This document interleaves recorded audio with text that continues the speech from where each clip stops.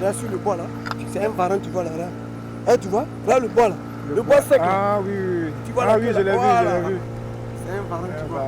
Le numéro, c'est le carrefour là, c'est là où ça va. On a 3 km, je sais pas, 3 km. Il y a le polo qui verse ici, et puis il y a le numéro qui fait dans la lagune. C'est les deux fleuves là qui fait dans la lagune. Bon, où on est sur le polo.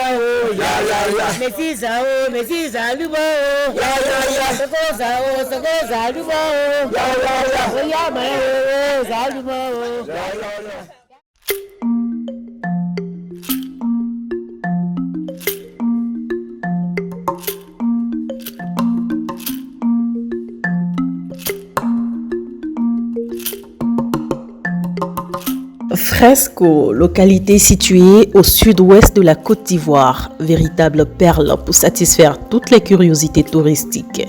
Fresco, fier de ses attributs naturels, est en marche pour faire peau neuve.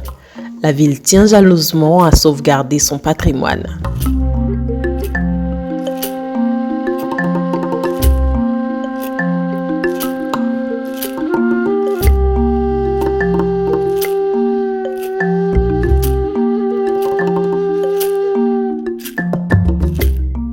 Le fresco, c'est le dépaysement total. Quelqu'un qui cherche le dépaysement, qu'il vienne à Fresco. Parce que nous avons des sites extraordinaires. Nous avons la population qui est d'abord la population qui est très accueillante.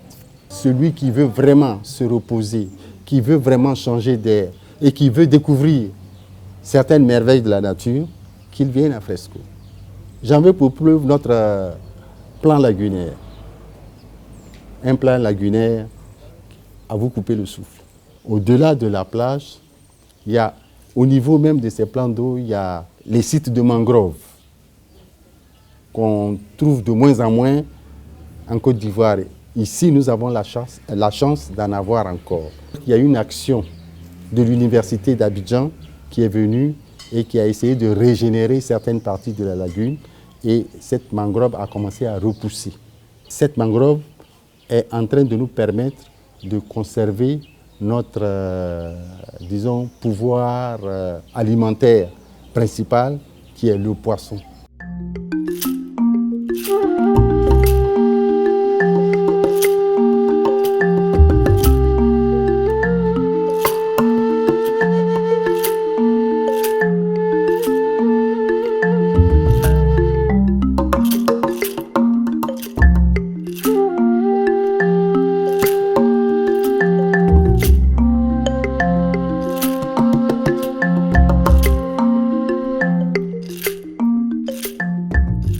À côté du poisson, nous avons fait rare dans le monde, nous avons les lamantins.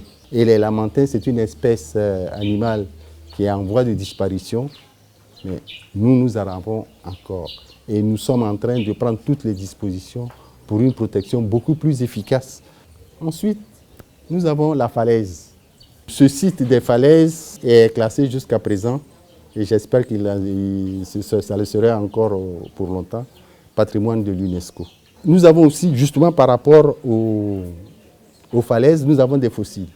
Et donc pour les scientifiques et tout ça, je pense que c'est un lieu de rêve pour venir faire leur expérimentation, leur recherche et voir un peu depuis quand cette terre de Fresco existe. Il y a aussi des sites extraordinaires. Il y a un site que nous appelons Koudrunda, c'est-à-dire que c'est à la jonction et de la lagune et de 2 fleuves qui se jettent justement dans cette lagune pour aller en mer. Le Ñuñoro et le Bolo. C'est un endroit extraordinaire où il faut aller voir.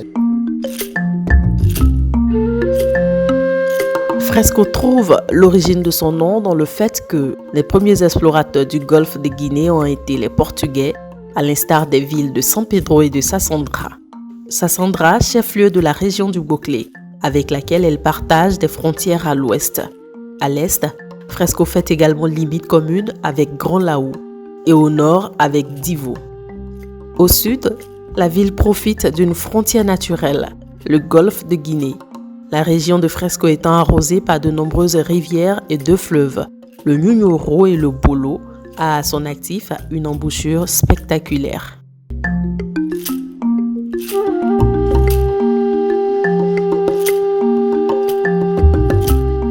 En 1966, alors encore un village, Fresco a été transféré de la plage à la terre ferme. Aujourd'hui, la ville surplombe majestueusement la lagune Boclé, une petite aire d'eau peu profonde.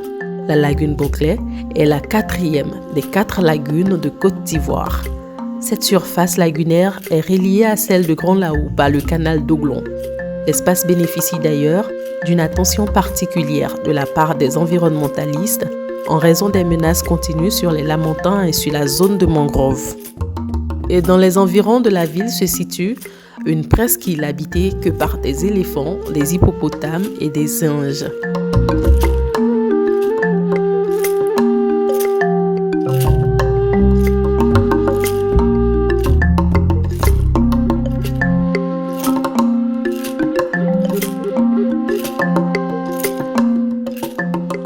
La Côte d'Ivoire regorge de potentialités en termes touristiques.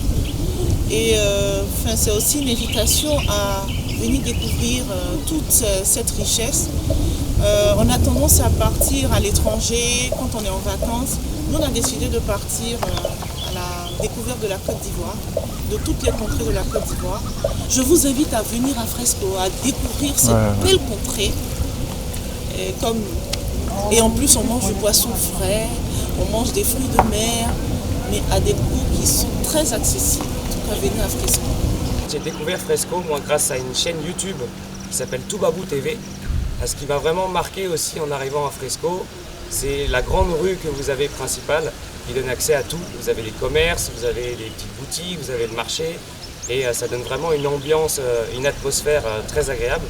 Et puis, il suffit juste de descendre à la lagune ici, et vous pouvez emprunter une petite pirogue pour aller vous balader dans les différentes îles, pour aller du côté de la mer, voir les villages de pêcheurs, faire le poisson fumé. Donc vous avez une immersion réelle dans un village de pêcheurs où vous pouvez vous balader au bord de la mer. C'est très agréable et ça c'est assez marquant. Le climat est plus doux ici. On a l'air de la mer, on a l'air de la lagune aussi qui rafraîchit pas mal. On n'a pas beaucoup de moustiques. Et ça, c'est un gros avantage quand vous voyagez. Je pense qu'on a eu beaucoup de chance parce que déjà quand on est arrivé, on s'est adressé à plus des personnes comme ça dans la rue et il s'est avéré que c'était des gens super gentils qui nous ont accueillis, tout montré la ville. On est sortis avec eux aussi hier et notamment on a encore une fois un peu de chance parce que c'est la semaine où il y a des fêtes, les fêtes des générations, voilà. Et donc c'était animé, on en a profité pour sortir, on a mangé le poulet braisé et la tické. Donc voilà.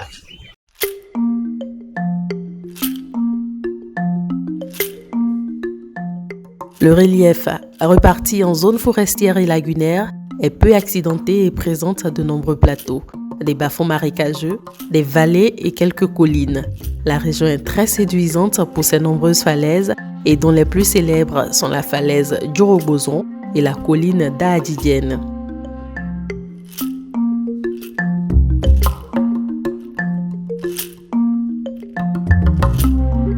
La falaise est reconnue sur le plan international comme un haut lieu de sédimentation fossilifère. La colline, quant à elle, a servi d'habitation à l'administration coloniale. C'est sur elle qu'ont été construits autrefois les bureaux de la subdivision de Fresco et les logements des administrateurs. À l'époque, dans l'ancien temps par exemple, lorsque un vieillard avait besoin de faire quelque chose et qu'il était tout seul ou qu'il avait peut-être 1 ou 2 enfants, mais qui ne suffisait pas pour la tâche qu'il devait réaliser, par le biais de ses enfants qui appartenaient à des classes d'âge, ben, les membres de ces classes d'âge-là, de ces enfants, venaient en aide, qui pour construire une nouvelle maison, qui pour débroussailler une portion de terre, qui pour planter. Et donc, les générations avaient ce rôle de travail collectif. Et ça permettait justement aux populations de ne pas aller chercher trop loin la main-d'œuvre ou autre forme d'activité. Fresco, c'est à la fois une administration moderne et coutumière pour organiser, régir et harmoniser le quotidien de plus de 20 000 habitants. Au-dessus de la chefferie, nous avons les quartiers.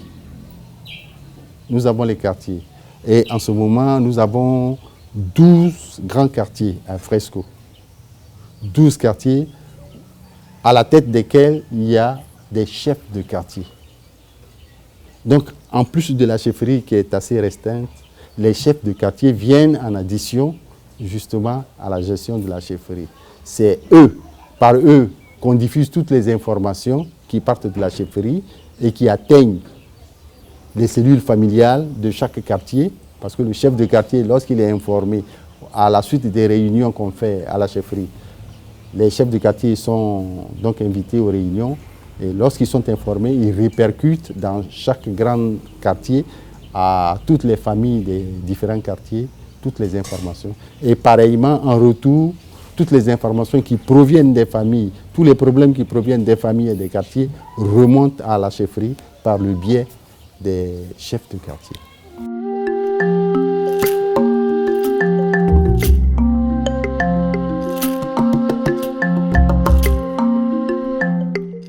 Et chez le peuple gaudier, la zone féminine est considérée comme une véritable bénédiction par le Créateur.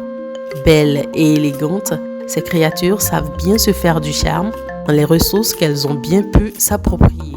Au niveau de l'aspect culturel, il y a, disons, des pratiques au niveau des jeunes dames, des pratiques esthétiques qu'on appelle chez nous le missa. Le missa, c'est une forme d'esthétique de la jeune fille à la suite de la dot qu'on lui fait ça. C'est une sorte de coiffure spéciale qu'on lui fait qui prend des jours. Le port du pagne est consubstantiel même à l'existence du peuple gaudier. Il y a 2 formes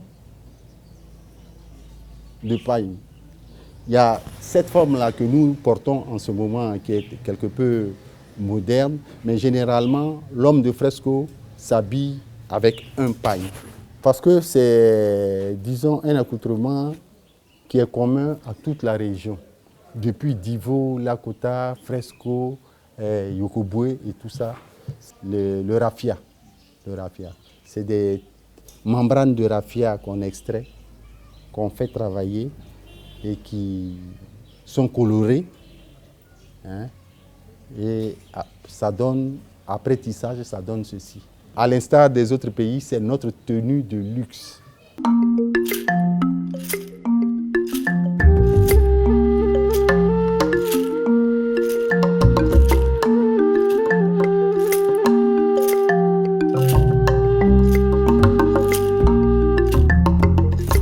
Fresco, c'est également un patrimoine culinaire multicolore, savoureux et gourmand.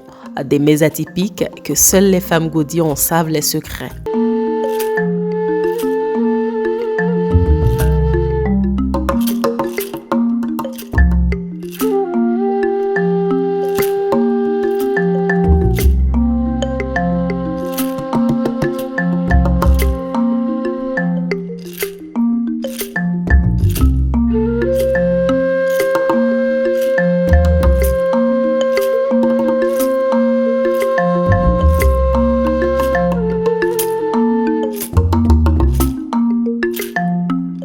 Ça, c'est le repas de chez nous. C'est le soussombe. c'est à base de manioc. Parce que la culture gaudier, c'est le manioc. Donc ça, c'est le tsumbe.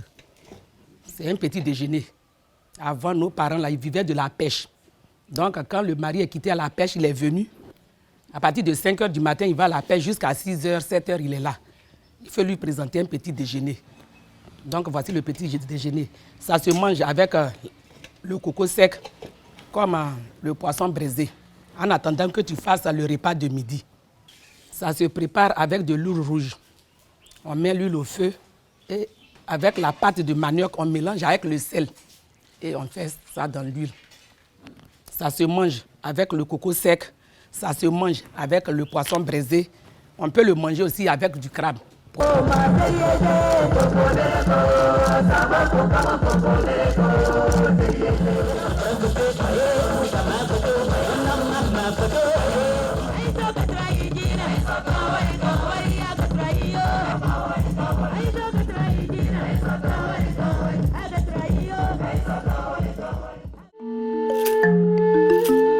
Poser ses valises à Fresco, c'est avoir droit à de la tranquillité, respirer de l'air pur, profiter de ces belles plages et booster ses papilles en égrénant toutes ces richesses.